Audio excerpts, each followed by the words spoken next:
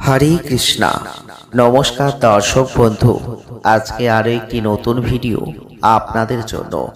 আজকের ভিডিওটি আপনারা অবশ্যই পুরো দেখার চেষ্টা করবেন, কারণ আজকের ভিডিওই এমন একটি বিশেষ কাজের কথা বলবো, যে কাজটা যদি আপনি রথযাত্রার দিন করতে পারেন তাহলে অবশ্যই দারুণ ফল পাবেন।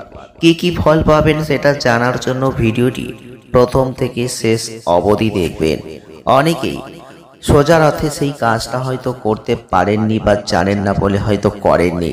তাদের উদ্দেশ্যে বলছি যে সামনেই কিন্তু উল্টো রথযাত্রা আসছে, আর এই উল্টো রথের দিন যদি পারেন এই কাজটা একবার করার চেষ্টা করবেন।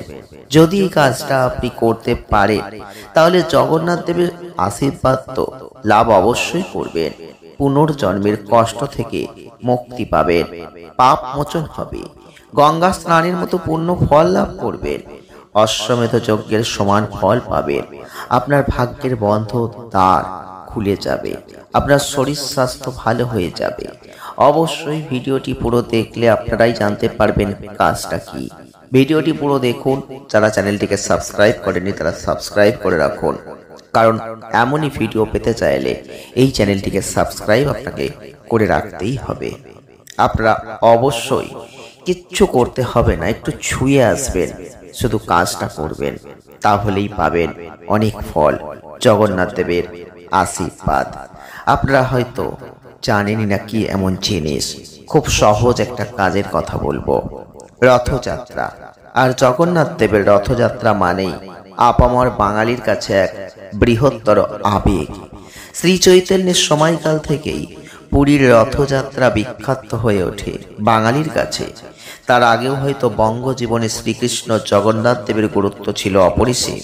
আর সেই শতাব্দী প্রাচীন রথযাত্রার একটা বিশেষ ঐশ্বর্য হচ্ছে রথের দড়ি বা রশি। রথের এই পবিত্র দড়ির সঙ্গে জড়িয়ে আছে বহু লোকবিশ্বাস।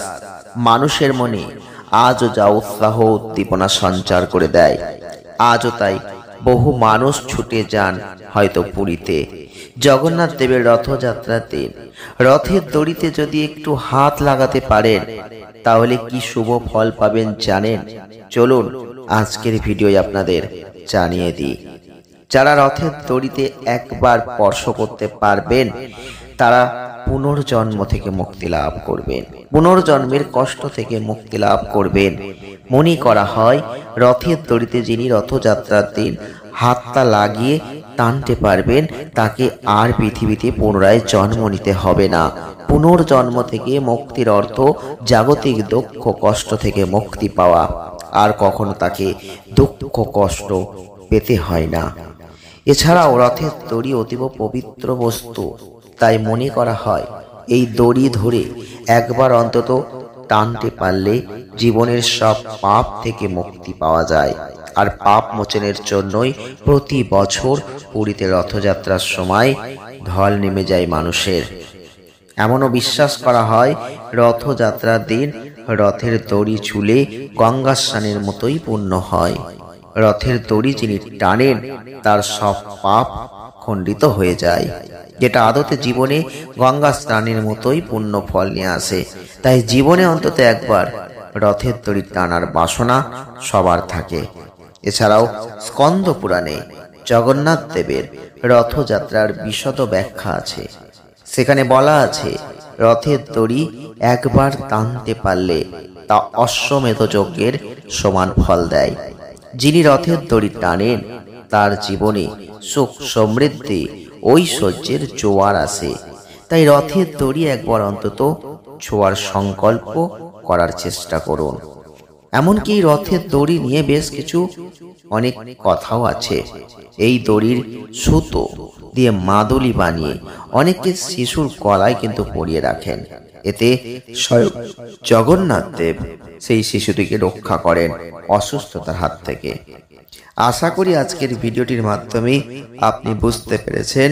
তাই চেষ্টা করবেন জগন্নাথ দেবের রথযাত্রায়, রথের যারা সোজা রথে করতে পারেননি তারা এই উল্টো রথযাত্রার দিন একবার স্পর্শ করবেন রথের সেই দড়িটিকে। যদি ছুটে পারেন জীবনে অনেক সুখবর আসবে, অনেক স্বপ্ন পূরণ হবে, অনেক ইচ্ছা পূরণ হবে।